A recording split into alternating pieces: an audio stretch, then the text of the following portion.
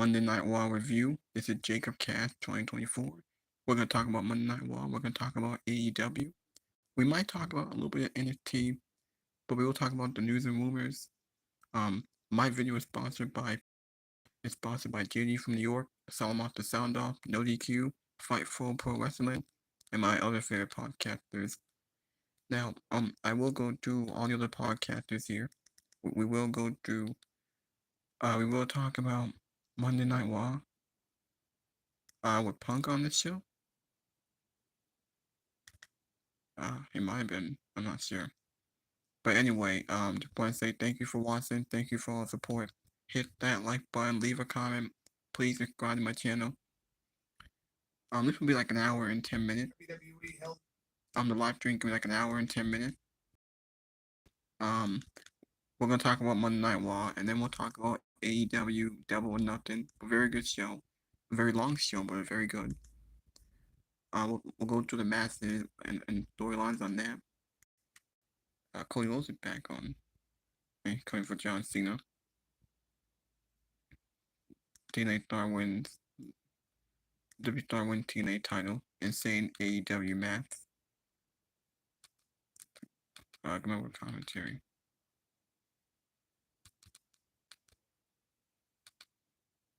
Alright, so now there's the news and rules.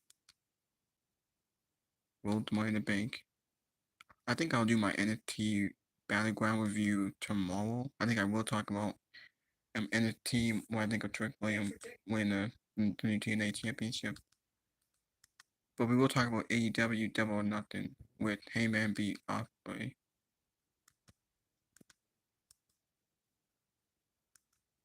Final Money in the Bank qualifier.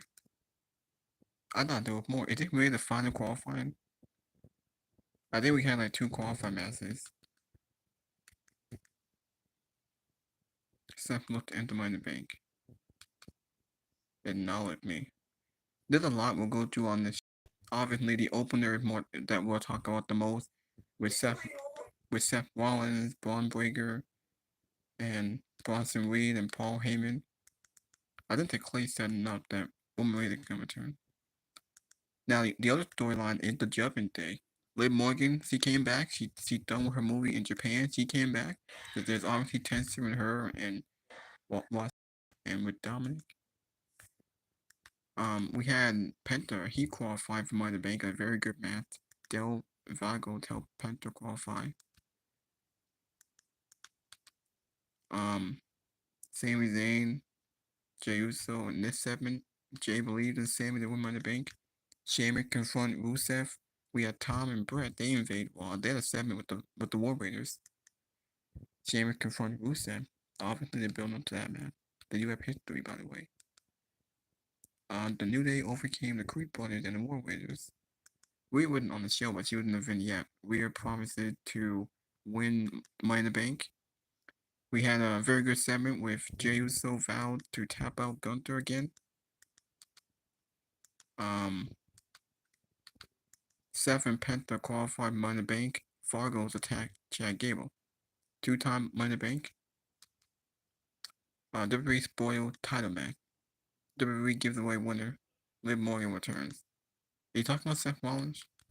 Seth Rollins qualified Money in the Bank. Unless they give it a swerve and someone else might win. Was it the final qualifier? I was hoping that maybe Braun Breaker. Maybe I don't think he's ready.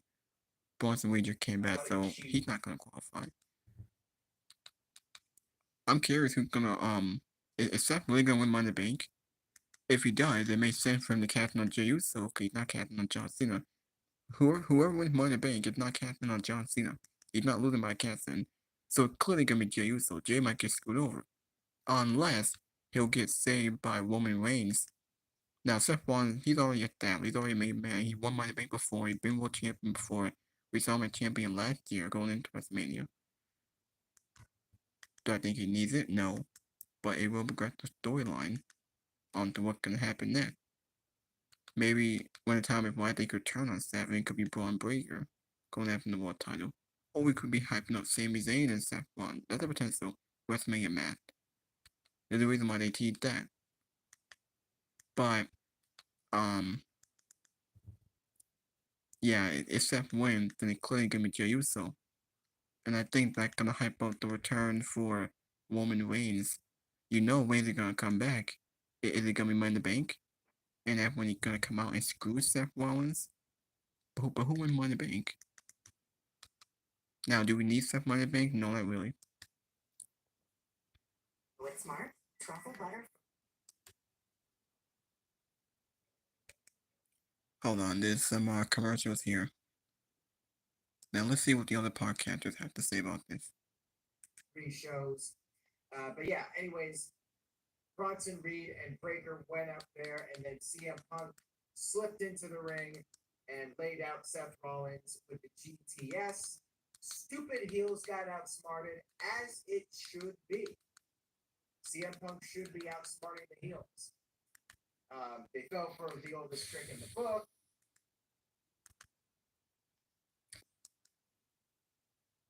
Those three teams, I think you got a good.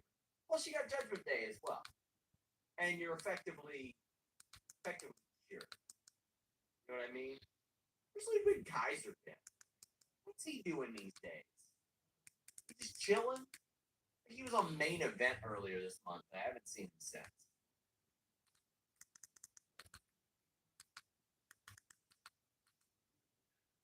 Judgment Day walked in Birthday Chaos. Alright. End up being, but so okay. Now let's see what Denise has to say. Chad Gable is already. We got Denise and Shanti. 12 hours till I go to. That went to the show. And here says already followed.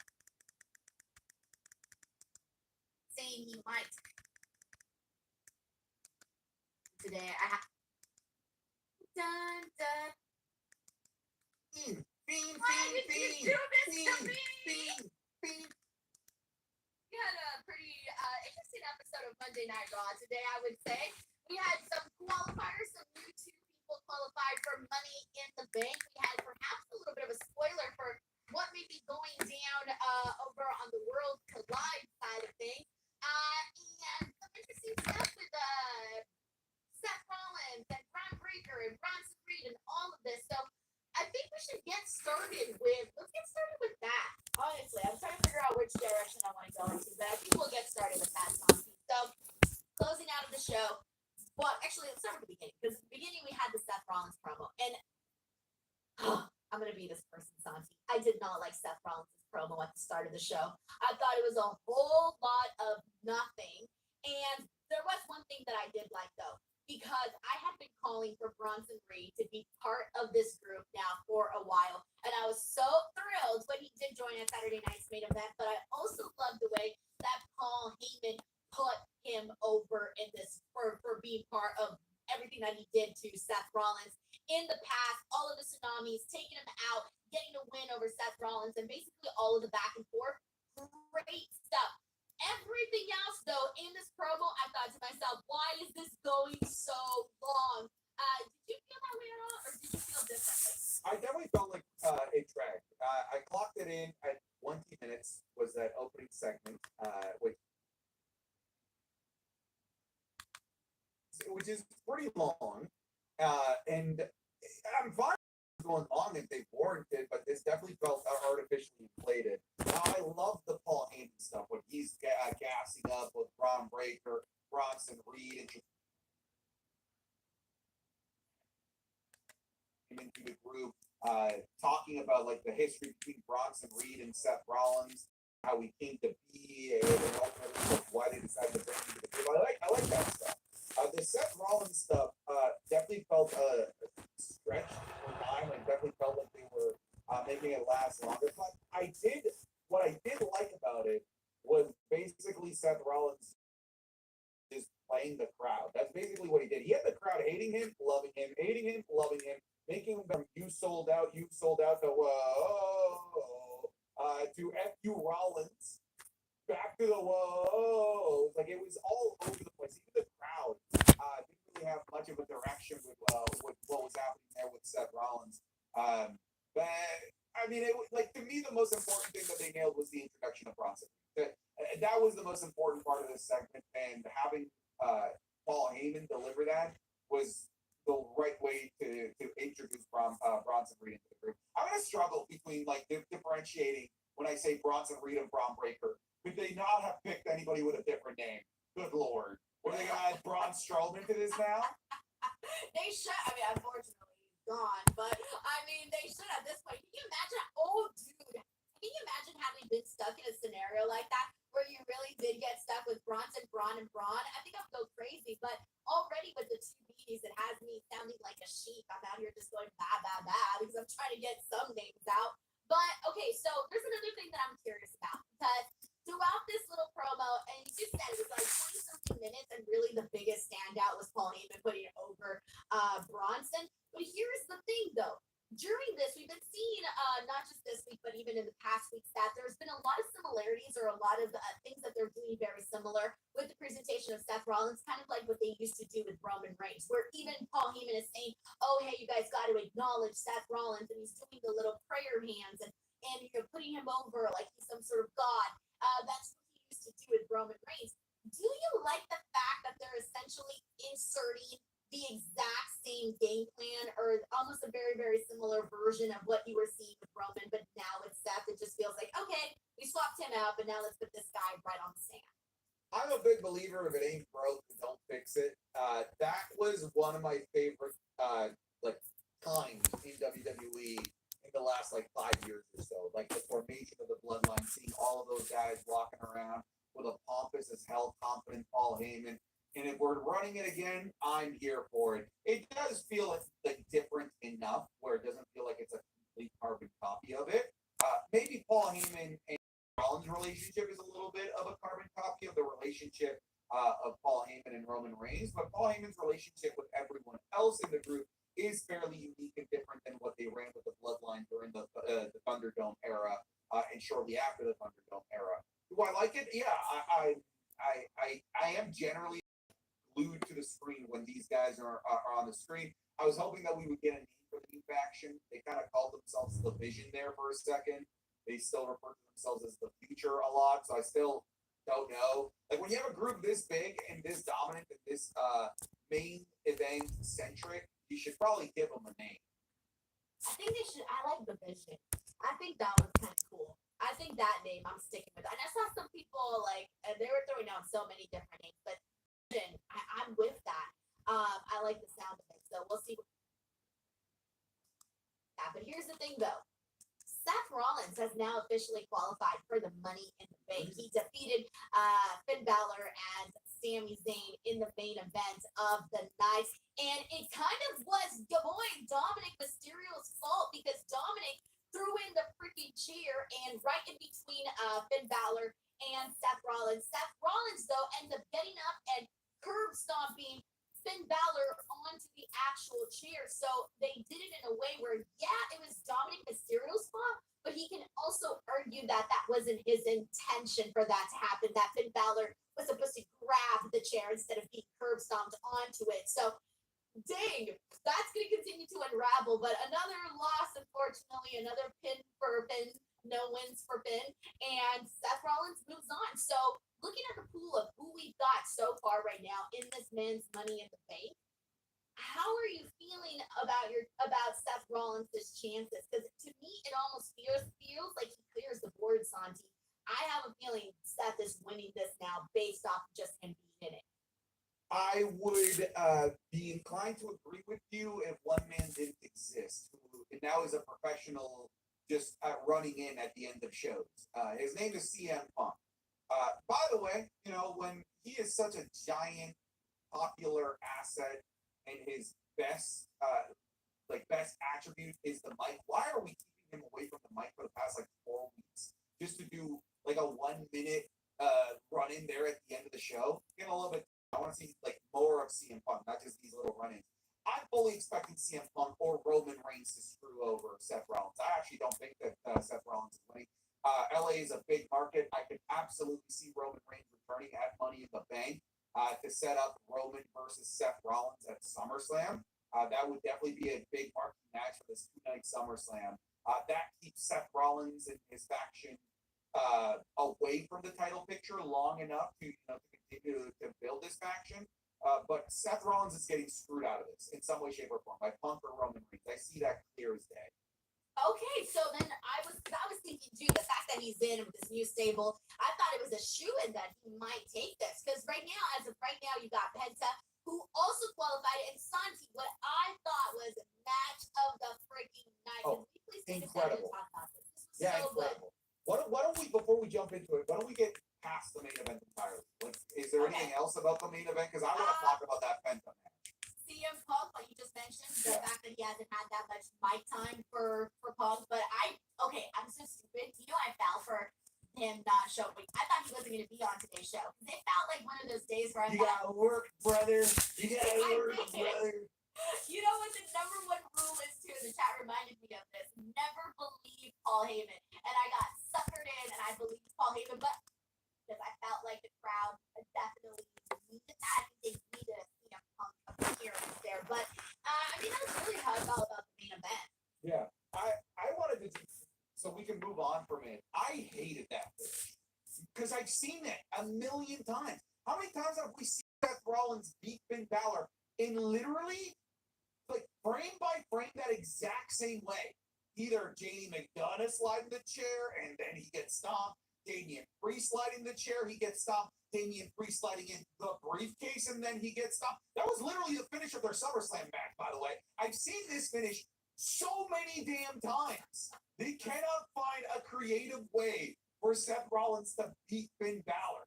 They've done this like 15 times. I'm exaggerating, but I've seen this too many damn times. Okay, see, like, I don't know what to say. You're right. It's the truth. That's what we've seen over and over. But what did you say earlier? If it ain't broke, don't fix it. But I think this is broke. I think it's broke as hell. I think it's so broke it's homeless. Take this one out back. I don't want to see this. Oh man.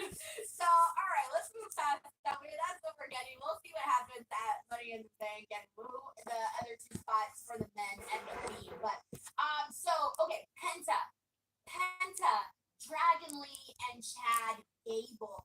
This was sick, man. I want to start off by saying this. We all knew, I think for the most part, that Penta was taking this victory because, hey, Chad Gable has already been announced for a match that exact same day with El Hijo de Vikingo on Worlds Collide. Did you catch the spoiler they did? Yes, Monty. They accidentally spoiled that is for the title that they haven't had the match yet between Alberto and Vikingo. And so they basically said, like, oh yeah, it's for the title. And we're like, wait, what? Yeah. To be fair, everyone and their dog knew that Alberto was not going to go into Worlds Collide as the AAA champion. It's kind of weird because right now what we're getting is like two versions of AAA. Like we're getting what they're doing right now, preparing for the Mania and all of that. And then they have the version of WWE. Like we have two existing. Mania. Oh shit. Well, I don't know if anything has really been announced for that show right now for this Mania. Right? Yeah, I forgot when it is, but I don't think much has been announced for that. That's like in 3 weeks. Like they have nothing announced, really, nothing really built to anything. It's almost like the Mexican side is almost running like a dead promotion right now. So yeah. I don't really know what's going on there, but if they do want to make it something worth tuning into, like a little extra, because it's gonna have to be a little different, especially because you know how it is with Triple A. Like they work so differently over there. Like it's chaos, it's madness. If things don't make sense, people just say that's Triple Mania. Like Triple A. If you have no idea how many times I'll be on Twitter, and let's say the times that I have covered AAA on social media, people are like, "What the fuck is going on?" And we're like, "Dude, this is Dr. Wagner the Third." It's yeah. It's I do hope we do see that because at some point we're gonna have to see, like I said, we're gonna have to see them on the same page here. So it's weird. I don't know how it's gonna work. And else in like lined up for them to be broadcasted. To give as much access to the Mexican audience that is curious. But no, I think, I almost worry. I think I saw it in reverse, where I'm trying, because again, we still have no idea of how the show is going to be presented. So I kind of assume your loyal locals that go. But hey, I don't have questions about that match. That match, the Penta, match just behind the tip, could have been real bad. But aside from that, man, like the work rate of this match was just insane. He included Vikingo in this, See in this match. I'm going to make sure that you guys are talking about me and that I have your attention. That dive that he did to the outside, Like a it was lawn like a dart. rocket ship. Yeah, it's so good, so good. I love the sequence with Chad Gable where he does like this moonsault on Penta, and then Dragon Lee's like running at him, and he like throws him into the turnbuckle. He's awesome, just such a good match. We've got some blood. We had Chad Gable getting busted open from I think it's supposed to be the kick from Vikingo. That's what I thought so too, because we saw he wasn't bleeding before then, and it was right after that that he injured at War Games. Because if you recall, during that time he had just finished getting a big win after on Seth Rollins. He had joined War Games, which was massive because he was there with the new bloodline, a big storyline, and there with Roman and Punk and Sammy and all these very high important people. So it felt like at this time when he was gaining so much momentum to get injured and have that halted was unfortunate, but he came back in the best possible way with something that is hot at the moment. I personally love it. Like, if you're simply asking, what do I think of it? I think it's great. I would like to see a bit more of a proper explanation because I don't think that we fully got it as to why Seth and Bronson Reed are all of a sudden okay. Is it really just that's the future? And so I gotta have the big scary guy. It's respect, Santi. It's you earned my respect after you beat with the Yeah, man, fair enough. fight with the man. Hey, man, we settled this argument. Like that's it. Like the fact, because if you recall, Seth had defeated Bronson first, and then Bronson got his win back. So to me, the way that I see that is now Seth can be the first person to attest to the fact that you should be afraid of Bronson Reed. That everyone here should be afraid of him. Because shit, he even took me out, and that was what That's Paul fair. said. So I guess that's how it. In the main event scene moving forward. I think they need to do that, dude. Like, we can't keep getting the same people over and over. So I'm thrilled about that. We got Issa David here who says that John noticed WWE spoils Vikingo winning the People Out Mega title from Alberto Del Rio. I know Del Rio wasn't going to win, but dang, the disrespect. Yeah, stuff on social media from WWE news accounts. My rule of thumb, Santi, is pick your top 3 that are most reliable and stick to way past that to get back at Finn for having Rock's with Rock's mess with Liv's match. Okay, so that's the other thing we need to get into is that Liv Morgan returned today. Huge. Okay, she's back after having done a movie in Japan. She wasn't gone for that long, just a couple of weeks. But she's back. But she walks right in at the perfect time as Roxanne Perez was given chicken nuggets. Dominic Mysterio, as well as kind of caressing his shoulder. And so Liv walks in, and she is not happy with this at all. It turns out Raquel has been keeping her posted on everything that's been going on while she's been gone. And later on, she finds herself in this match with Kairi Sane. And it's during this match that Roxanne comes out there. She kind of has a little bit of a confrontation with Raquel. And Raquel and Roxanne's confrontation distracts Liv Morgan, allowing Kairi to get the win. After this, instead of being mad at Roxanne, she was actually mad at Raquel. What do you think of all of this? I think we're running it again. The love triangle storyline of the summer. Dominic is innocent. He did nothing wrong there. He did not. He respectfully accepted the chicken nuggets as any gentleman would. If anybody, whether they're interested in me or not, if you watch everything that's going on, all of the dissension that's happening, Finn Balor is in the background laughing his ass off. So this is exactly what Finn Balor wants, and I do assume that this is a setup eventually for Finn Balor and Dominic Mysterio. Maybe it's perhaps for that IC title, and it starts here with Finn Balor trying to create the vibe between all of the people that more so align with Dominic. Hard to believe that Liv. Once I will agree with you that Dominic Mysterio didn't necessarily do anything with Roxanne today. He was kind of just taking the chicken nuggets. So Just say didn't necessarily. Just why can't you just fully defend this man? Why do you have to add these? Okay, fine. That platter of chicken nuggets looks really freaking good. Okay? I get it. But that doesn't mean that the week before that he wasn't giving the googly eyes to Roxanne. That The is week just before such a- that, he was giving the googly eyes to Roxanne. Dom and Liv, and she's seen. We're getting at the moment. I'm expecting Liv and Roxanne, maybe possibly Io and Rhea. I'm not even too confident on that one. Just throwing it out there. What else do you think feels like that? I'm sure we'll get a Stephanie Lockout match. Yeah, we got to for sure. For sure. I just don't know against who right now. Yeah, I can't really think of anybody. Says, what is it with Seth aligning himself with Braun? Strowman in 2019, Breakker and Reed this year. Thoughts? Also, am I crazy for saying that Saturday night's main event had one of the best American crowds of 2025?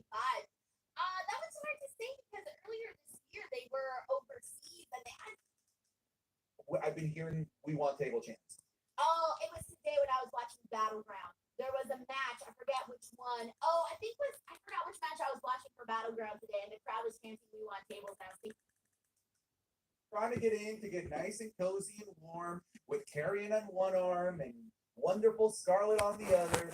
We'll say you're not allowed in. You get to stand and watch from the outside while we're all having fun on the Carrion Cross first class train to the main event seat. sure. You know what? When that happens, I will applaud you. We got Dominic Cena here who says, I also thought on TV the reason a lot of fans didn't get to enjoy Saturday night's main event. Even he said it was a show worth missing. Also, using spaces today. You use spaces today? I think Dominic is talking that. And it could literally be Seth and Braun as their team. Bronze.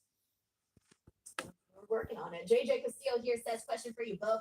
What's your dream match you want to see for Evolution? All right, now let's see what the other podcasters have to say. Now this is what we got on the TV. Seth Rollins take down Sami and Finn. The ending was CM Punk drops Seth Rollins with GTF. Same end that we saw last week. We already had a backstage segment with Karen Cross boss Sami Zayn. Alright, let's see what Monday Night Raw now. Hold on, there's a commercial. I'm gonna show y'all the other podcaster. I'm gonna show you guys good my work commentary. And WWE is starting to turn off some of their audience a lot, in a different way. But AEW went through that too, where they were turning their audience off. I was turned off by it, so to kind of see, like I've always said, the pendulum always swings back and forth. There is no permanent white hot. Nobody stays hot all the time. Every single boom period the industry has ever seen has cooled off every single time with zero exceptions whatsoever. So when WWE really started kicking ass a couple of years ago, I'm like, that's not going to last forever.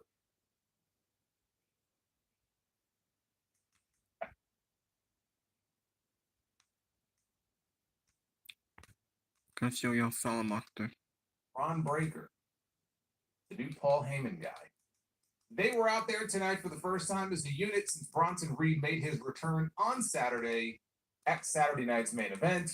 We did not hear from Bronson Reed, but we did hear from Paul Heyman. We heard from Seth Rollins, trying to give something of an explanation as to why these two men who were at each other's throats last year are now on the same side. In addition to that, Seth Rollins had a Money in the Bank qualifying match at the end of the show against Sami Zayn and Finn Balor, or of course, let's be honest, Finn Balor. Oh boy, Finn Balor made a very special appearance here at the end of the show tonight. And CM Punk made another surprise appearance at the very end of the show for the second straight week. Only this week, unlike last week, he proved what a shitty friend he really is. And I'll explain why that is. It was kind of nonsensical, actually, if you think about it. When Punk showed up at the end of the show, he didn't stop Seth Rollins from qualifying Money in the Bank. He could have, but he didn't. Rollins was not the only man to qualify for Money in the Bank. Penta is in the Money in the Bank ladder match, so it looks like they're going to be using him on that show and not the Worlds Collide show. The same Worlds Collide show, I will point out to you, where they are advertising a match between Chad Gable and El Hijo del Vikingo for the AAA Mega Championship. It was right there in the graphic. The only problem with that is that Vikingo is not the AAA Mega Champion. He has a Mega Championship match against Alberto Del Dipshit coming up this weekend, this coming Saturday. So they basically spoiled their own title change before it even happens. Oops. I think we all could have predicted that Alberto was not going to be long for this world as the AAA Mega Champion, but I love how they just gave it away. They just threw it on out there tonight. Oops.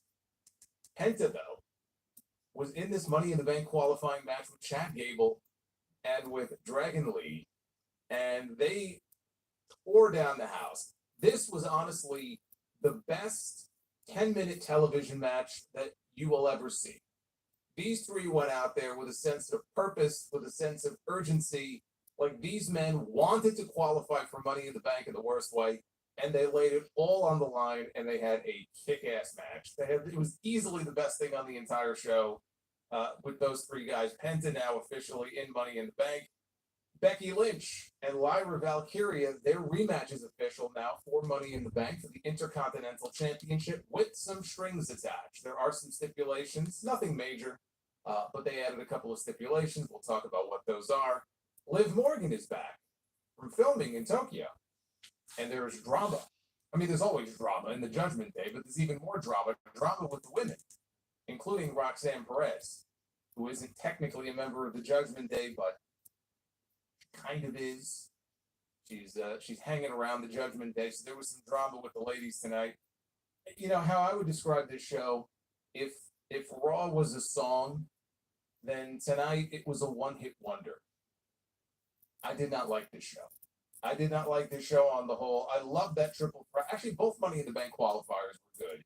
The main event was not nearly as good as the match earlier in the show.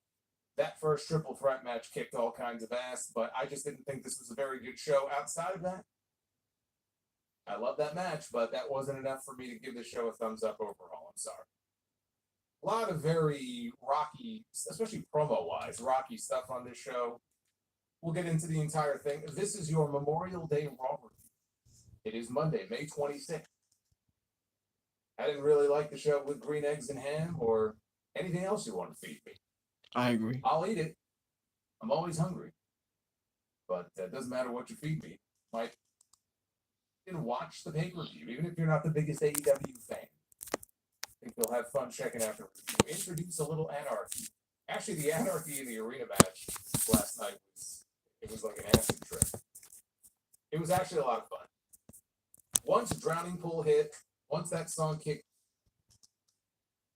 47, 48, 49, let's change it up a little. The vision, his vision, the way forward. Spoke about total domination through complete power. Fans started chanting, "You sold out," at Rollins. And he said, "I sold out to who? Myself." Again, I don't think. Are you out of your mind? He said. You know, chanting "sold out" at the man who sold out and sold his soul to the Authority 11 years ago is just funny to me. 11 years ago, yes, Seth Rollins sold out. He sold his brothers down the river. He broke up the Shield. He wanted power. He wanted gold. He wanted money. And so he aligned with Triple H and the Authority. The man sold out. He's got a valid question here. How did he sell out? How did he sell out? Remember, he had a favor to cash in from Paul Heyman. Now you owe me a favor. That's all Heyman did, was pay him back a favor. I don't see how the man sold out. So Rollins said he told the fans what he would do at WrestleMania, and he did it. Started chanting "fuck you" at him, which they censored. And he took issue with the fans questioning his integrity. He pointed out that everybody in the building was singing his song 5 minutes earlier. You know, that is actually a very good point. These guys are coming out here, and they're supposed to be the top heel faction on this show, but they want to sing his song. He's got a babyface song, right? Because for years he's been coming out in goofy outfits to this music, and people like to sing it. They really should change it. I mean, if we're being honest here, the music really should change. But they're not going to, because they like, you know, how interactive it is, people singing it, but there's a disconnect there. where they'll chant "You sold out" and they'll boo and they'll chant "Fuck you," but they sing the man's song when he comes out to the ring. So he could use a new one, but with Def Rebel, I mean, I guess this one's a Def Rebel thing, but with Def Rebel, you never know what you're gonna get. World Heavyweight Champion if it weren't for CM Punk and for Sami Zayn. Rollins said Punk found out on Saturday what happens whenever he wants. Bronson Reed joining the group. And they really didn't spend a lot of time on it. They did briefly address it. Heyman said Rollins made a sacrifice for the future of this industry. So it was a very basic explanation about the two of them now working together. I mean, at least they addressed it. It could have been more meat on the bone. We could have heard from Bronson Reed. He said nothing. He and Braun Breaker, they just stood there in the background. Otherwise, a very basic promo segment, but I thought they looked great together in the ring, as a new trio. And Reed and Breaker, they were out there dressed identical. Like they looked like Secret Service. They were out there in their shades and their suits. Honestly, if you remember, I mentioned Rollins selling out 11 years ago when he joined the Authority. You remember he had J&J Security, Joey Mercury, and Jamie Nolan, who would also be out there in their suits every single week. This is basically like a bulked up version. They look like a bulked version of J&J Security. So I think they would be well suited to kind of differentiate themselves in some way, distinguish themselves from one another. But otherwise, I really like Reed being added to this group. I'm glad he's back.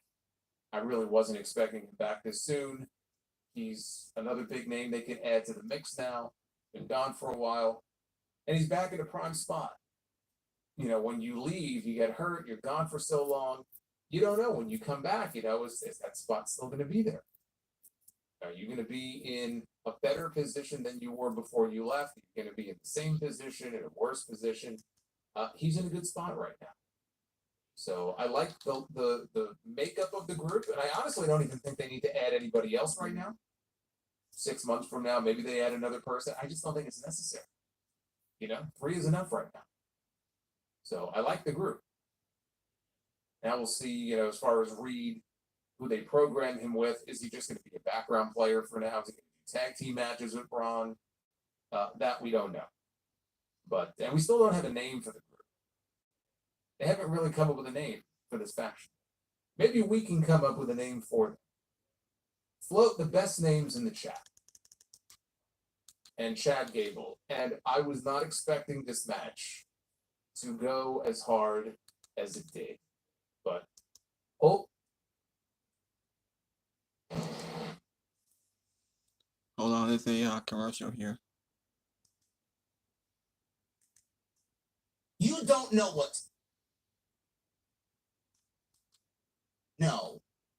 what terrible is. Are they great shows? Not even close. Are they good shows? That's a stretch. Are they okay? Suitable? Content? Yes. Comfortable? Sure. But great? No. Bad? No. Said it for the last 7 days. They are in that comfortable zone. They are in that indifferent zone. It's not bad. It's not good. It's boring. You don't want to be boring, bro. You don't want to be boring. That's exactly where they are right now. So for everybody that says this show sucks, this show is bad, I'm not even blinking. You're out. I want nothing to do with you. I don't want to converse with you. I don't want you in my realm, in my space. You're out. So if you see anybody claiming that this show is terrible, goodbye. Get him out. You don't know what terrible is. I lived through Vince McMahon. Thank you, Papa. No, yes, please do it. Do it. And to drop him, he dropped Gable straight down on his face. And at an angle where it just looked, he was kind of like folded a little bit, like it was gnarly looking. And the referee immediately, because Gable, grabbed his face, the referee immediately slid over to check on him, make sure he was still alive. Apparently he was fine. Gable rolled outside along with Dragon Lee. Penta then took both of them out with a flip dive heading into the commercial break.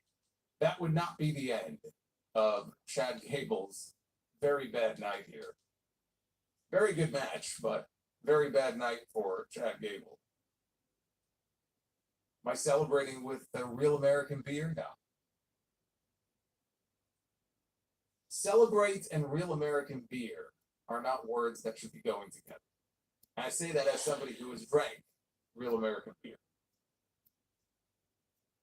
What I have in this mug, there was another of Big Bronson Reed on Saturday night's main event where he absolutely squashed like a bug CM Punk with a massive tsunami splash. They gave you the explanation. They gave you a very good explanation. Could it have been a little bit better? Everything could be a little bit better, man. Everything could be a little bit better. You could be a little bit better.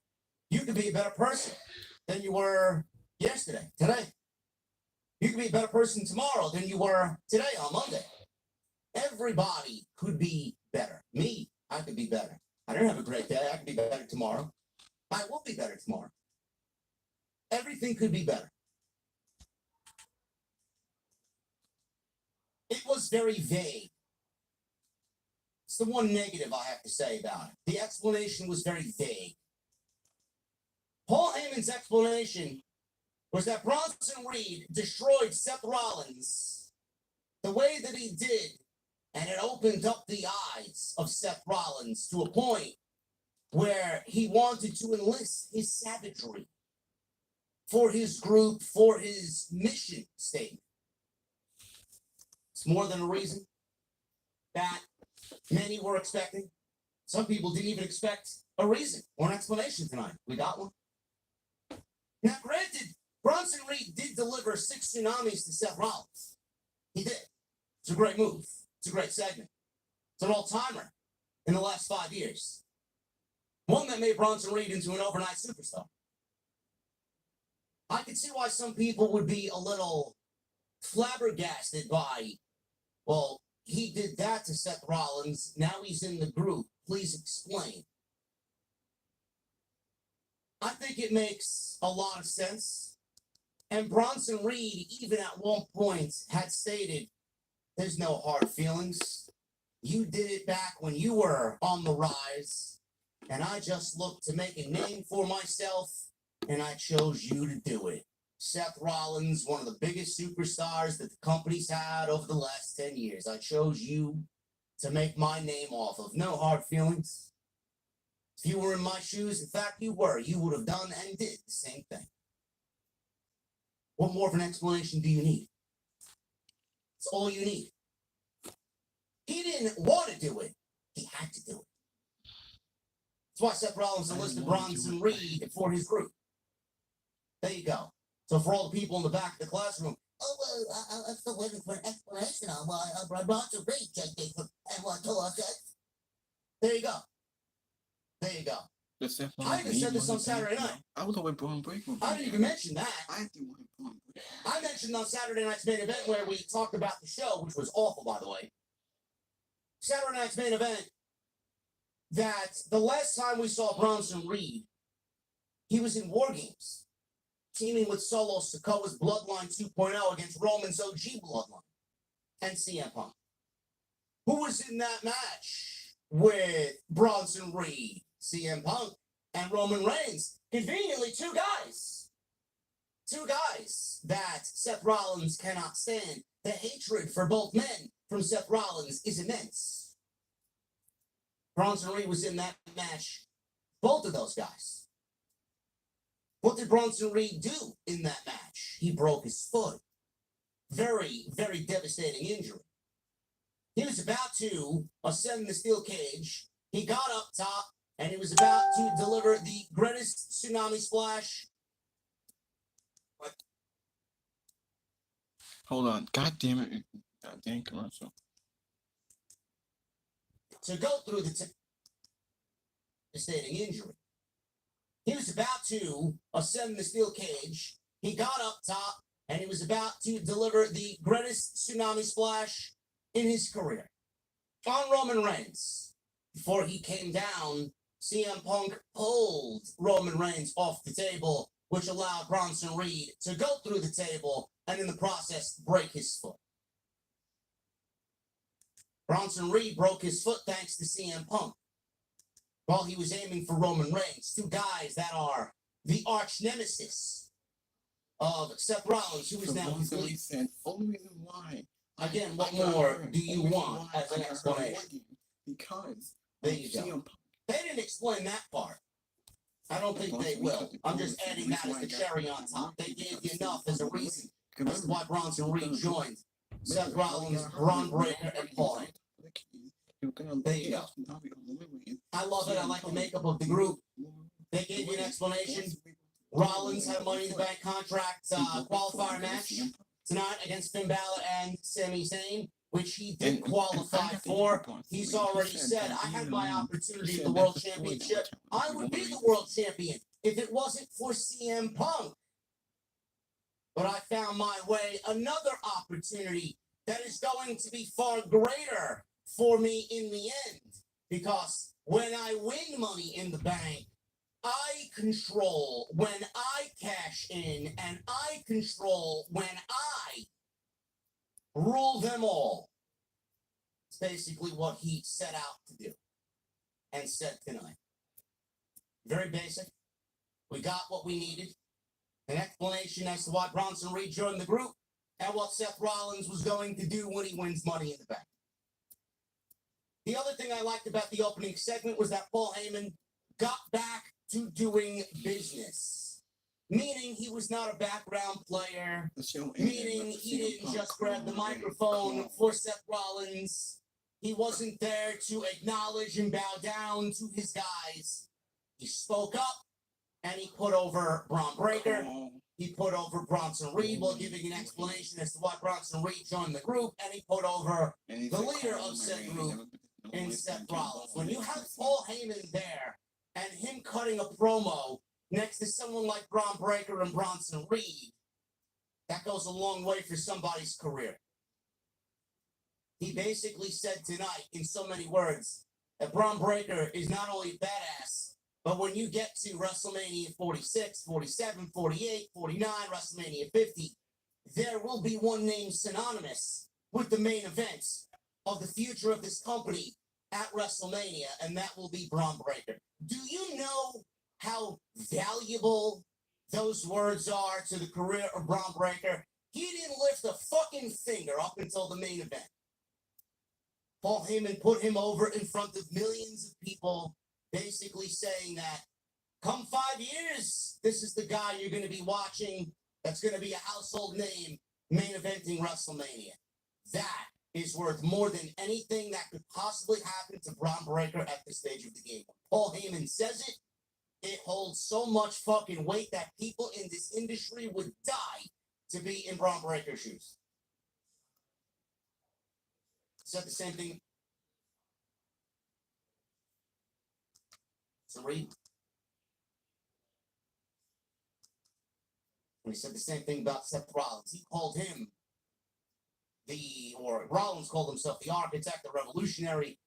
Or Paul Heyman basically said to Rollins, to the crowd, acknowledge him. Acknowledge him. He did that to two other people before Rollins, one of them being Roman Reigns. So yes, everything is coming together with this group. Is it a really, really great trio on screen? They look fucking great. I can't wait to see what materializes coming out of this, as I do think that we are getting slow drip content with this group. I'd like to see more done. I feel like the group is great. The makeup of the group is fantastic, but we need some more. It's great that they added Bronson Reed, but what are they doing to basically tell me, give me the feeling, I feel like I'm talking about the fucking Death Riders. What are they doing to give me, the viewer, the feeling that they are overtaking Monday Night Raw? What are they doing? Do you get that feeling yet? I mean, they're powerful in number and in size. A lot of people just hope that on But TV. do you feel I like wanna they see them have like, Monday Night Raw gripped by the throat yet? No. I want to see no brutality. I'm That's curious to great. see when we do get Rollins as the World Heavyweight Champion, because that will be the next phase of this mission. I wonder if when that happens, we finally start to feel that this show is being choked out, that they have this show by the balls. That's going to be a very important detail of this story to get across, to make the viewer at home feel that. I'm not feeling it right now. I'm not. You can line this group up with all the fucking talent in the world, man. The best youthful young talent that the company has to offer, surrounding them with Paul Heyman. I need to feel like the show is being threatened. Don't let me down. WrestleMania happened.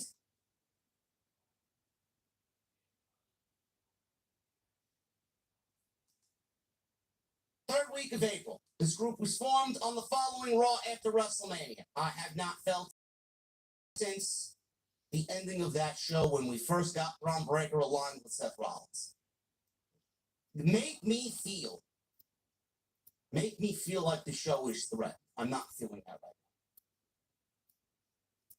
now. Money in the Bank qualifying matches were great. The opening match was fucking unbelievable. One of the best Money in the Bank qualifying matches that I think we've ever gotten since they started doing qualifying matches.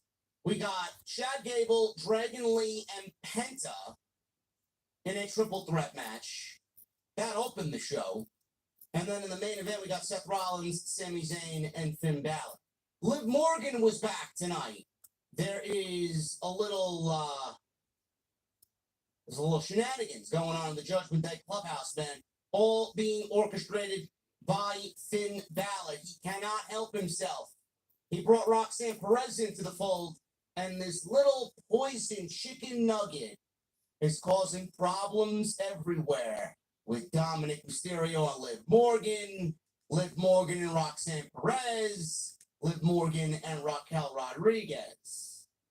So this one little poison, undercooked chicken nugget is causing a lot of problems within the Judgment Day.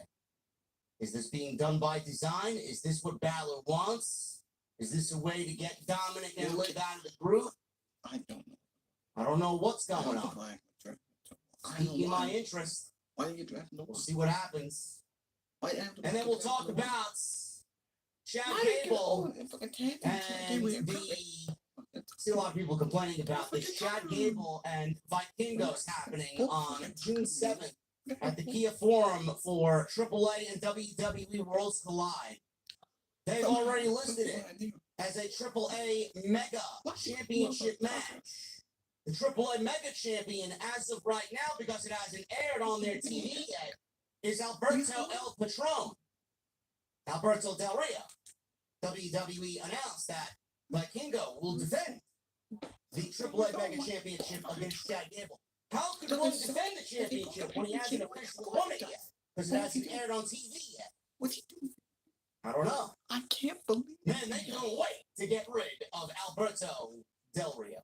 All this and so much more today. I got more.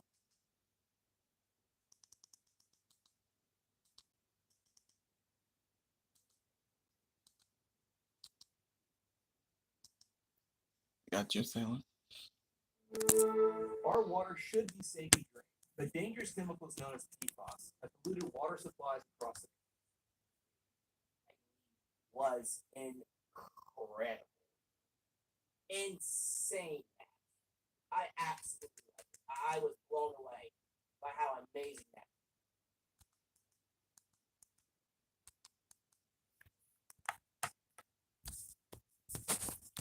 Oh, otherwise, so CM Punk was there. Rollins, he qualified. Braun Breaker and Jey Uso went at it. I don't think Rhea was there. She was in the vignette. She wrestled somebody. Becky and Lyra is advertised from Money in the Bank. I'm glad that the mid-card title is being defended. Might be the only. That might be the only woman singles match on the show. Besides the ladder match for the woman, we got the because Tiffany Stratton on the pay-per-view. I don't think Io Sky defended her title. Io wasn't even on the show tonight, so she's like an afterthought. So we don't know what the hell we're doing with her, but yeah, so that was it. wasn't a good show outside the first match. And a couple of storylines with Seth Rollins in a new fashion, Sheamus and Rusev. We got the whole thing with the Judgment Day. We know where it's gonna go with Balor and Dominic, Liv and Roxanne, Jey Uso vowed to tap out Gunther again. I'm not gonna be too weak after Money in the Bank. We got the storyline with Becky and Lyra. I don't think Seth is gonna win Money in the Bank. I think we're gonna see Roman Reigns. They can't just be CM Punk coming out every single week and trying to screw Seth Rollins. We have to get Roman Reigns and we have to build a SummerSlam. You know he's gonna be back. Seth don't need Money in the Bank. And if he does, it'll be a transitional thing. He shouldn't have a long time. We already saw that. Now this time he's a heel, but I don't think that we need that. Chair and pins him for the win and qualifies for the Money in the Bank. After that, CM Punk's music hits. Breaker and Reed go to the entrance to cut him off, but he comes in from behind, attacks Rollins, hits him with the GTS, and runs away through the crowd. So Rollins is now in Money in the Bank. I'm kind of hoping that he loses. I'm kind of hoping he loses at Money in the Bank and then still winds up getting a title shot at SummerSlam anyway. That's kind of how I would do it. But Rollins, if he won the Money in the Bank, it's fine. I feel like the Money in the Bank does have to go to a Raw person because I would really like to see Naomi win it for the women. So the men's Money in the Bank is probably going to be won by a Raw dude.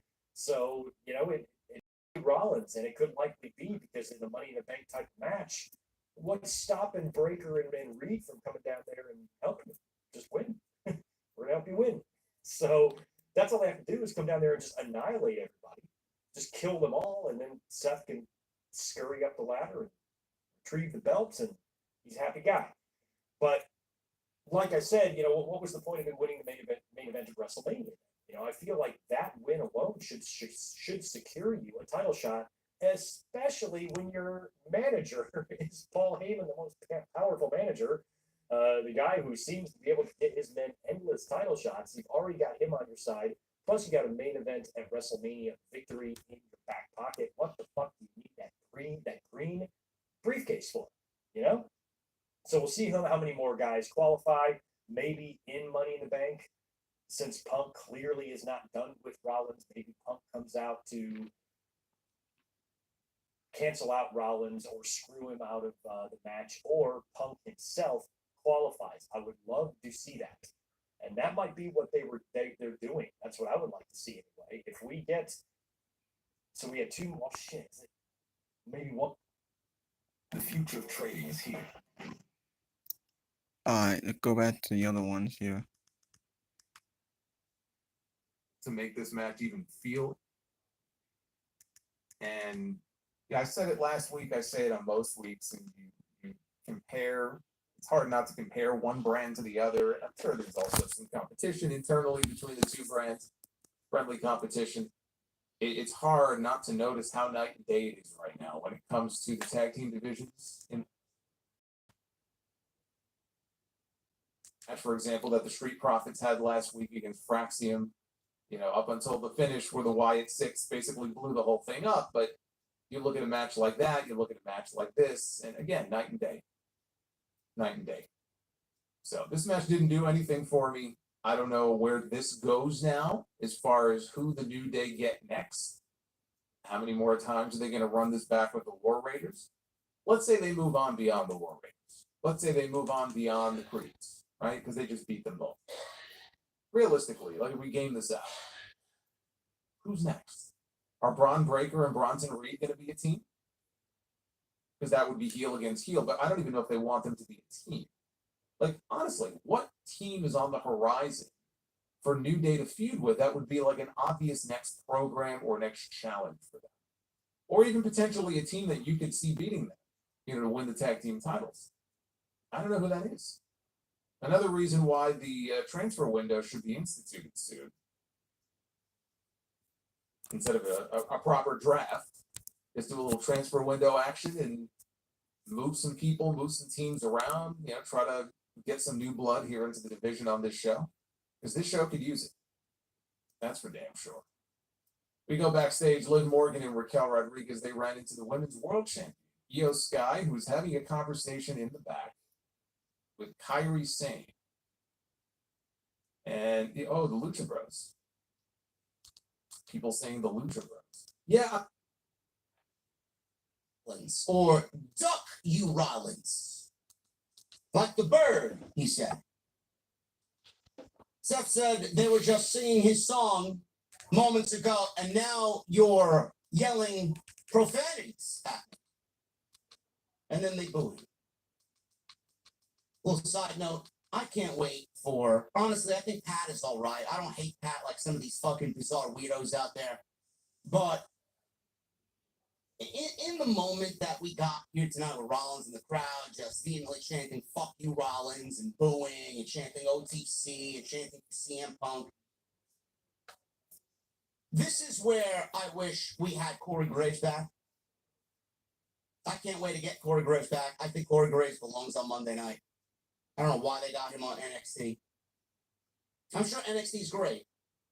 I'm sure Corey Graves is killing it down there, but I very much want to see Corey Graves back on Monday night. I think there's just a different level. You know, when Michael Cole is there next to Pat McAfee, it's fine. But I do think that Corey Graves genuinely brings out the best in Michael Cole. And it's just all business, you know. There is some, you know, that witty sarcasm from Corey Graves, but I don't really get that from Pat McAfee. He's more like a jokester. He's more like a class clown. So when Pat goes away, which is probably going to be towards the end of the summer, I very much want to see Corey Graves back on Monday. Seth said they were just singing his song and booing him and yelling profanities at him. He said he's the only person capable of carrying this industry forward with championships and wielding the power that comes with those championships. Seth said he found an object that can help him control the narrative and control the championships.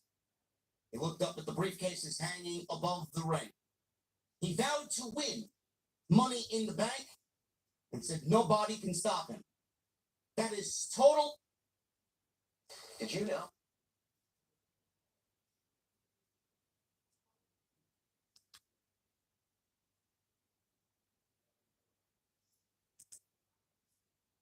So we got an explanation. We got Rollins and his new mission statement, winning Money in the Bank. And that's all we could export. But the explanation, I know some people are already complaining that it's not enough or it's too vague. They should have went into further detail. What more do you really need? What more do you need? Bronson Reed had a star-making moment because he chose Seth Rollins to make that moment with. It wasn't personal. It wasn't. It was more so because some of you guys just forget history, man. You got revisionist history. You don't want to remember what happened. You want to think about what you think happened. Meanwhile, you don't really look and see what exactly happened. Bronson Reed's problem during that period of time on Monday night was not with Rollins. It was about Adam Pearce not giving him the opportunity that he wanted. He didn't do it. He kept him off TV. He kept him out of matches because of his attitude. He chose Rollins. He chose to defy Adam Pearce. And then he did what he did to make a statement to management. Rollins had nothing to do with it. Rollins was just the guy who was there. I take that to mean that he's going to cut a serious promo right now. And he's had a few. Like, I know he's got it within him to pull it out of him every now and then. So I was waiting to see what he was going to say. But then, like, in the way that he was delivering his promo, he kept talking in syllables. And he would pause after every word. And it just driving me fucking nuts. Because, dude, it's like, you got them. But because he kept talking in that same style, it was almost like, if I were in the crowd, I would be wondering, like, does he want us to eat? Like, the way he's talking and pausing after every word, it was like he was giving them an opening to keep doing the eat shit. I'm like, dude, this is the time for you to talk like a normal fucking human being and cut a promo on this man. And he paces back and forth. I'm surprised that there wasn't a divot in the mat. He was going back and forth so many times, and he's staring at Gunther, and he's not saying anything. Like, there was a period of time where it felt like 30 seconds went by. Like, it felt to me like Jay experienced a blue screen of death, and he needed 30 seconds to reboot the system. It was as if he just lost his train of thought and forgot what to say. I'll guarantee you that's exactly what happened. Whether it was nerves or whatever, he forgot what his memorized lines were. He forgot what he was supposed to say. And he was just stalling, trying to figure out what he was going to say next. This is not the first time this has happened to him in a promo, by the way. So then finally he starts talking, and he says that he had friends and family, and he fought for them, and they fought for him. He was fighting, though, for more than what Gunther was fighting for. He fought for the fans' support, and he would make Gunther tap out again in Phoenix. Whether he got flustered or just legitimately forgot what he was supposed to say, which I'm almost positive that's what happened here, this was a terrible promo. I thought this was awful. Not Gunther. Gunther was fine. But I thought this was easily the worst promo I've heard out of him since this whole singles push to the World Heavyweight Championship started, and he won the Rumble at the beginning of the year. Yeah, I agree. This promo wasn't that good. It felt forced. I thought this sucked. Lucky for him, he's still so over that when he got to the end of the promo here, all he had to do was say, 4 letters, 1 word, yeet. And everybody yeeted, and everybody was happy because they like to eat. So it didn't really matter at the end of the promo. People got to eat and do what they wanted to do. So, but if you were looking for any kind of real deep thought here from the World Heavyweight Champion, you didn't get it. You're looking in the wrong place. Now, we know that at Money in the Bank, it's going to be Cody Rhodes, who just came back this weekend as Saturday night's main event. It's going to be Cody Rhodes and Jey Uso teaming up to take on the WWE champion, John Cena, and Logan Paul. And let's hope it stays that way. Because there's always the chance that Travis Scott can be worked into this in some way. I still see his name being floated around. I'm sure we'll see him again. We'll hear Fiend. We'll hear Fiend at some point. I don't know when. Maybe Money in the Bank. Hopefully this tag match stays as a tag match. 2-on-2. That's official for Money in the Bank. 2 nights later, on June 9th, Raw comes to Phoenix. We know Jey Uso will defend the World Heavyweight Championship regardless of what happens on that show against Gunther. They're going to have one more match. Hopefully this will be it. This is going to be the 5th match now between them? Right? They had the King of the Ring match last year in the semifinals that Gunther won. They had an Intercontinental title match that Gunther won. They had a World Heavyweight title match on Saturday night's main event that Gunther won. They had a WrestleMania match that Jay won. Yeah, so this is match number 5. That's it. Done. Yeah, Finish. The question is, what happens on that show? Sadly, I don't believe Gunther is winning the World Heavyweight Championship back. I would love to see it. I don't see that happening. But there have been a lot of rumors about Goldberg's retirement match and when it is going to happen. We now know that Saturday night's main event, the next one, is scheduled for July 12th in Atlanta. Goldberg did confirm last week on a podcast, maybe it was his, I don't remember where. Actually, he was giving an interview, that's what it was. He was giving an interview to My San Antonio. And he confirmed the match is happening somewhere in the South. And I said, well, that's either going to be in Atlanta, he's got ties to Atlanta, or it's going to be Texas, because he lives in Texas. Yeah. Then they announced that Saturday night's main event is going to be in Atlanta on July 12th. We know it's not going to be at SummerSlam, his match. It's going to be in the South, because Slam is in New Jersey. Which makes me wonder if that's where Goldberg has his final match. If it's going to be against Gunther. His title match is on June 9th. The Goldberg match could potentially be about a month later. That would be around the time that Goldberg would be returning to set up whatever this match or program is going to be. So we Some people may think well Goldberg see missed. Goldberg on that June 9th Raw. He may still factor into this in some way. I still haven't quite figured out how or why. It could just be that, Gunther loses straight up again to Jey Uso. And then after the match, Goldberg appears. Again, I don't know why. I haven't exactly figured out how they get there. That still seems, to me to be the likeliest destination, though. Goldberg and Gunther. He still has to be the favorite, right? As far as his final opponent. We're getting kind of close. June 9th, I think, is where they may shoot the angle on that show. We may get our answer on that show. Then Liv Morgan, one-on-one against Kairi Sane. Kevin says, imagine Gunther having to put over Goldberg. Yeah, I think to say that would be a mistake. I don't know that mistake would even be a strong enough word. If Gunther goes in there and loses again to Jey Uso, and after that goes on to lose to Goldberg, I mean, they've lost the plot. I don't even know what to say to that. That would be the stupidest fucking thing they could possibly do. If they want Goldberg to go out on a happy note, win his retirement match, or he wants to win his retirement match, then have him wrestle somebody else. But not Gunther. No. Gunther cannot lose to Goldberg. Are you kidding me? You can't have that. It's not happening.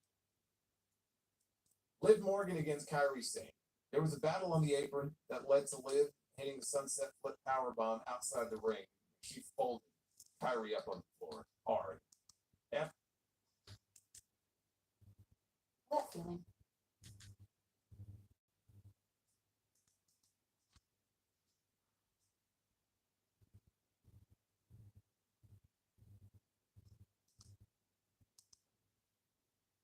Double foot stomp down from the top rope. Penta gave Dragon Lee a Canadian Destroyer. Penta followed with a Penta Driver on Chad Gable for the 1, 2, 3. This was fucking great. 10 minutes. This was high energy. Seemingly felt like they let them go out there and do whatever the fuck that they usually do, man. With no handcuffs, no limitations. This was awesome. 10 minutes and only one commercial break. This was fucking awesome. Like Kingo and Gable built for the AAA WWE show Worlds Collide. I think this was probably one of the best Money in the Bank qualifying matches that we got in a very, very long time. And it may be one of the best Money in the Bank qualifying matches maybe ever. So I thought this was awesome. WWE threw up a graphic during this show where Vikingo and Chad Gable are wrestling at Worlds Collide, the AAA show, in conjunction with WWE on June 7th at the Kia Forum at 3 p.m. Apparently, in the graphic, it said that this match will be contested for the AAA Mega Championship. Now, Vikingo, as of right now, is not the AAA Mega Champion.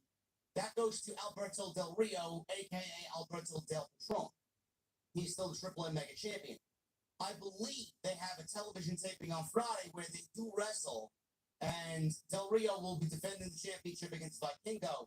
And on that TV taping, Vikingo wins the AAA Mega Championship and takes it from Del Rio. WWE leaked that Vikingo is the new champion when it hadn't aired yet, and labeled this match with Gable a AAA Mega Championship match, basically their world championship. Man, they couldn't wait to get rid of Alberto Del Rio, man. They could not wait to get that championship off of him. There you go. I see some people on social media, the Lucha Libre journalists and websites and social media accounts claiming that they never had to go through something like this. Why would WWE do this? Blah, blah, blah. You know, for the most part, I can understand why they are frustrated because they never had to deal with anything like this. They never had to deal with another promotion ruining the results of their own championship match. But it's two things. Number one, WWE could not wait to get rid of Del Rio. And number two, you know, how many people really?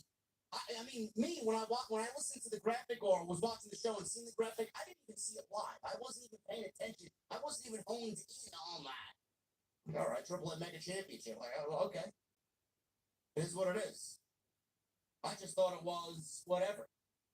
I thought he was the champion already. Then I come to find out that the TV taping hadn't even happened. But then I go scroll social media and I find out that he isn't the Triple M Mega Champion. People are upset about this. Who cares? It's literally nothing to get upset about. This is the way WWE is going to operate. They now own 51% of AAA. Play by their rules now. Exactly. I'm sorry for the people that had to watch Del Rio and however long his championship reign was. Those are the people I feel sorry for. All the people complaining that you needed and had to watch and sit through a Del Rio world title reign. Imagine that there are people out there justifying that he is the champion. Yet you want me to sit here and feel for, oh my God, WWE lick the results, man. I don't care.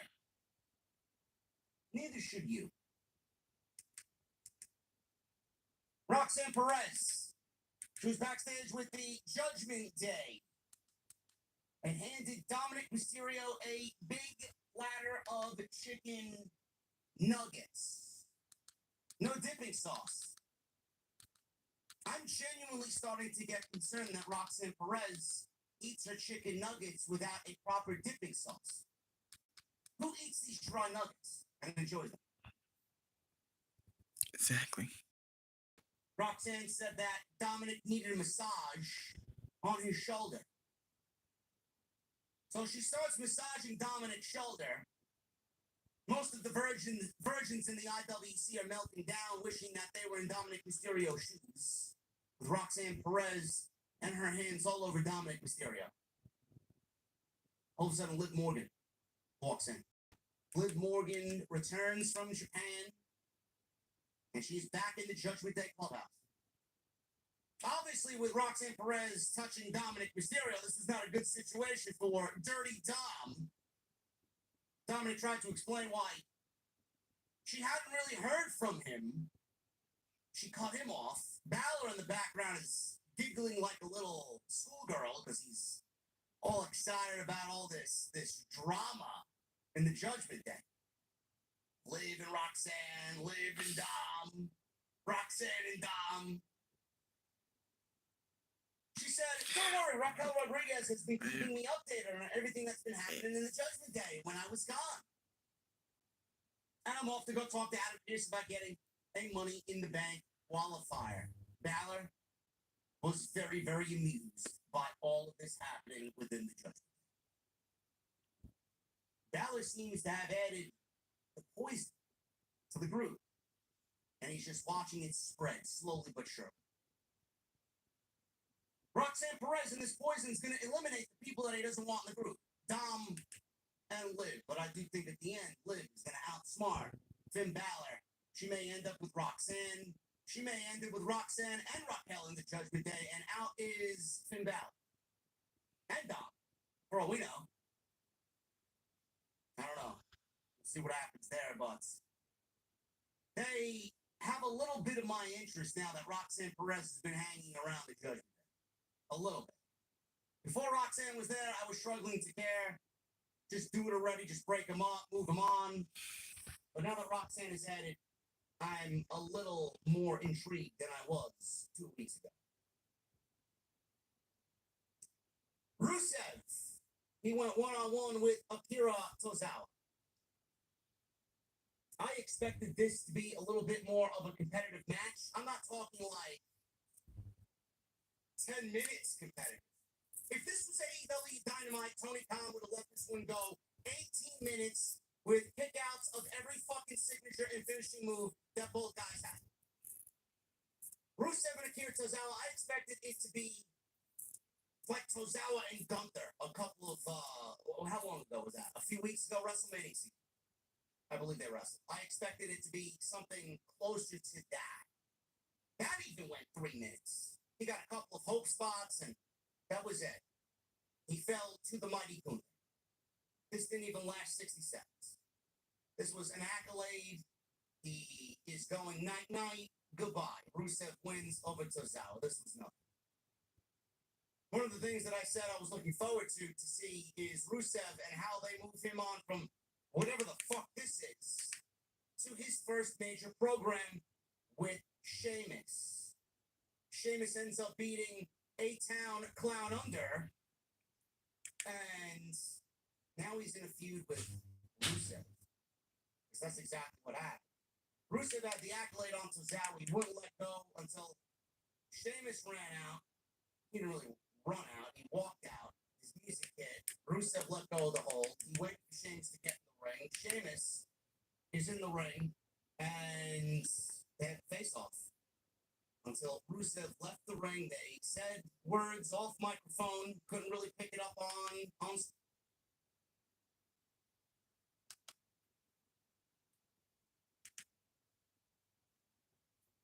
Hold on, wait for this commercial. Knocker. They didn't mention Jim Ross by name. McAfee did not mention Jim Ross, but mentioned Slobber Knocker as a ode to Jim Ross. And Michael Cole did not mention Jim Ross at all, who is going into surgery for colon cancer tomorrow. Wish Jim Ross nothing but the best and a speedy, speedy recovery. Who he's already said, I can't wait to get back to work. As soon as I get out, I'm going right back to my podcast, and I'd like to be at AEW All in Texas and commentary for the main event. Jim Ross has goals. Jim Ross will get those goals because Jim Ross is going to beat cancer because fuck cancer. Should WWE be concerned? Are you guys concerned about the lack of reaction for Rusev?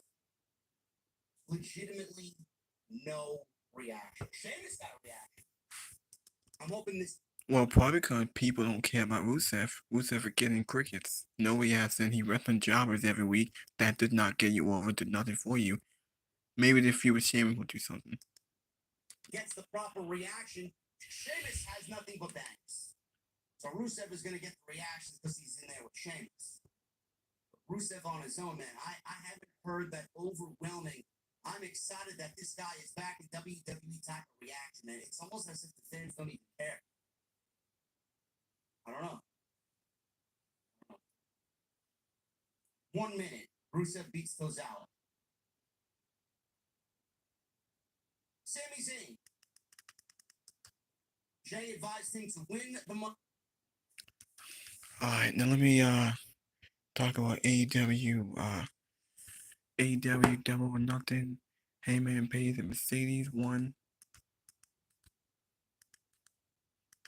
There's NXT Battleground. I think I'll talk about that tomorrow on my other. I think I'll talk about that tomorrow on my channel.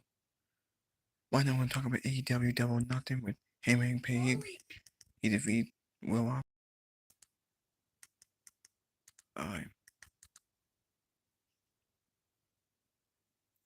Now that's how the show ended.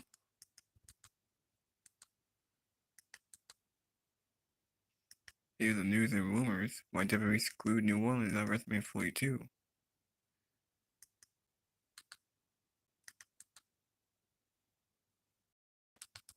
Alright, you know what? Might will get back. I'm only gonna show like a little bit of it.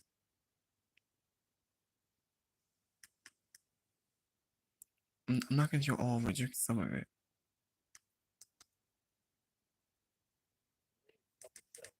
I feel like that AEW feels like they have to give us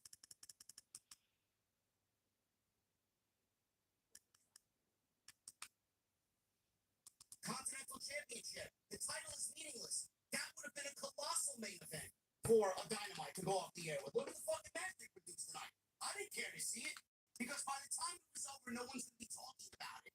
You got two guys that are so good in Mike Bailey and O'Connor, Jesse, and then throw them out there and nobody's talking about the match. So why not save something like that for Dynamite? Those are 3 matches that could have been saved for television. Lessening the show to 6 matches and we would have had still every bit of the $50 worth because Mercedes and Jamie delivered. Anarchy in the Arena delivered. Osprey and Hangman delivered. That's all you needed. That's all the show was built around. And then he goes above and beyond because he feels like he has to. He doesn't. He's got the talent in his back pocket that are going to deliver every single fucking time. And he's been doing this for 6 years on pay-per-view. 4.5 hours is absolutely unfair and unreasonable from him to the fan base watching at home, especially on the East Coast. I know everybody in the chat feels the same way that we feel. Too long. Quality over quantity. I'm going to say this until I'm blue in the face and until he doesn't give a shit. That's the one thing I come on here this late. Other than that, his shows are usually kick-ass shows. And although those matches, as mentioned, those matches were great. O'Connor and Speedball was fucking great. It was great. They were great. I enjoyed the part. I enjoyed the Briscoe and Ricochet match more. I think Ricochet and Briscoe for a collision would have been. Yeah, I agree. That's the one thing that we usually complain about. It is a huge problem, and everybody complains about. I said this last night for my Saturday Night's Main Event post show, where you got, and Jesse did a watch along for that, and he was the one who was complaining to me about the fucking commercials that we got last night, which was absolutely ridiculous. How much pro wrestling did we get last night? I guarantee 30 minutes of pro wrestling on a 2-hour show. They are producing less pro wrestling when it comes to those types of shows, and AEW is producing too much, man. Literally 5 matches. Of the show.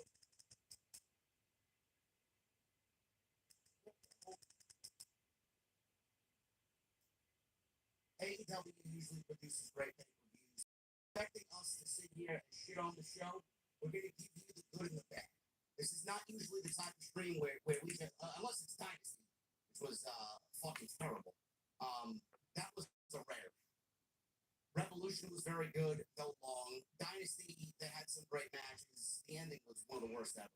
This show was a fun show. We're going to give you the good and bad. Anybody that's asking for NXT Battleground, I'm going to need you to get out of here.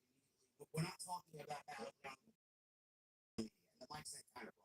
That's it. I'm not talking about Battleground. I probably won't get to watch Battleground until Tuesday because by the time I get out of here, it's going to be 5:30 before I get to sleep. And I'm probably going to sleep till about 12:30 in the afternoon.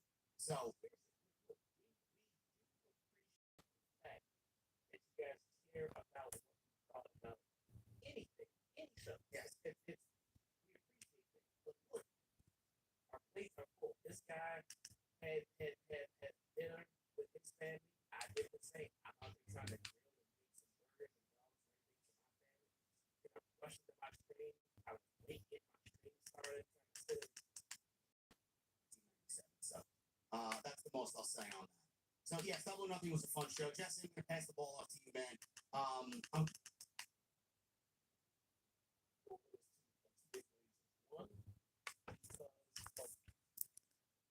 I'm gonna show y'all something out there.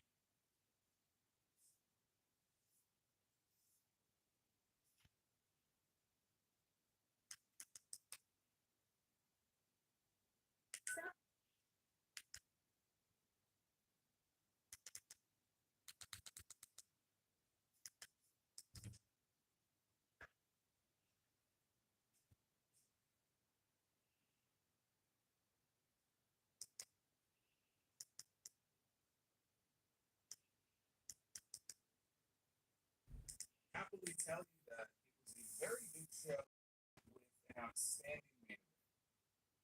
That is the match that I was most looking forward to. It took 5 hours to get there. The match I was waiting for was Will Ospreay and Hangman Page in the finals of the Owen Hart tournament to find out who would go on to challenge Jon Moxley for the AEW World Championship in Texas at all. We now have our answer. The answer is the Cowboy. Hangman Adam Page. Kind of surprising. Could have gone either way. I said coming in, I don't really mind either one of these guys winning, but I had convinced myself that Ospreay was winning.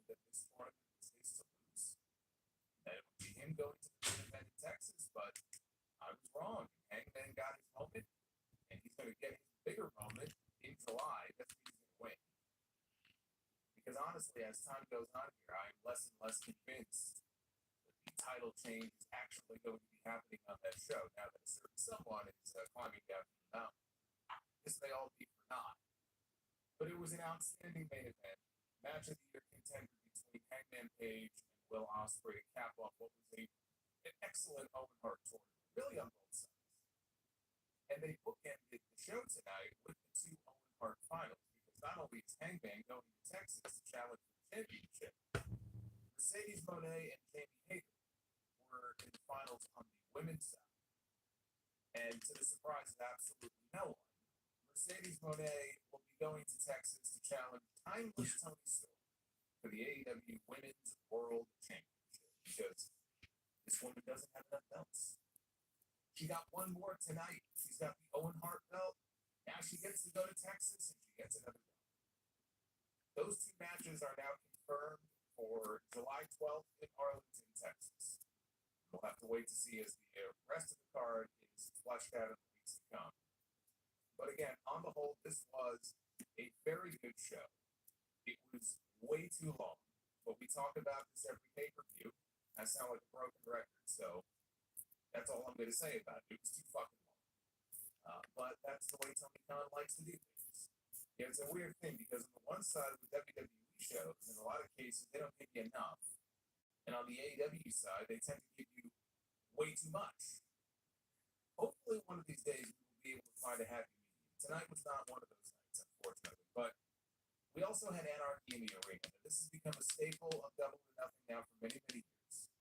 And it was an offshoot Stadium Stampede match that first took place during the COVID era. And I think for what people expect out of a match like this, you got exactly what you were hoping for tonight. You had plenty of violence, you had plenty of blood, you had some little bit of comedy in there, a lot of crazy spots, insanity, bodies everywhere, explosions, staple guns, thumbtacks, tables, everything you could think of. They threw at you in this match. And I thought that match was long. That match went 35 minutes. We still had the main event yet to come at midnight. That went even longer than Anarchy in the Arena. And there was a match in the middle. I feel sorry for those poor bastards who got shoved in between those two matches tonight. But that was the sanity. I don't know what these 12 people, there was actually more than 12, because we had other people interfering. And Prince Nana was out there as well, and he got involved. But these 12 people in the match, I don't know what else they could have given you. I don't know what else they possibly could have done short of killing each other. They gave you everything they possibly could in that match. When it was over, the baby faces stood tall. So you got a crowd-pleasing finish. Crowd was very much. It really was not a bad match on the show. Matches range from good to very good to great. I can't think of a bad one on the show. Were there matches that did not necessarily need to be on this pay-per-view? Absolutely. There were a handful of them that did not need to be on the show, including that trios match that they had their second to last near the end of the show. When they're sending Paragon out to the ring at 11:25 p.m., that does not need to be on this show. I'm sorry. So yes, there were matches like that that easily could have been cut. They could have been held off for TV this week. But on the whole, it was a quality show. And one of the better Double or Nothings they've done probably in the last few years. Not a bad match to be had. Or it feels that way. If you missed it, though, just a little FYI.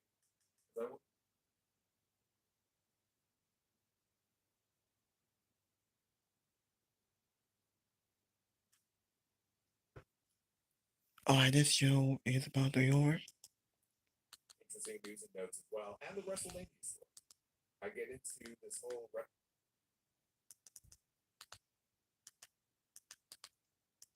Alright, might will end this video. I made it long enough. I'm gonna make it too long. Anyway, hit that like button, leave a comment, please subscribe to my channel. Thank you for watching, thank you for all the support. I'll see y'all later. Tell you so I Logan Paul at Saturday Night's Main Event. He's got Gunther in this promo here tonight.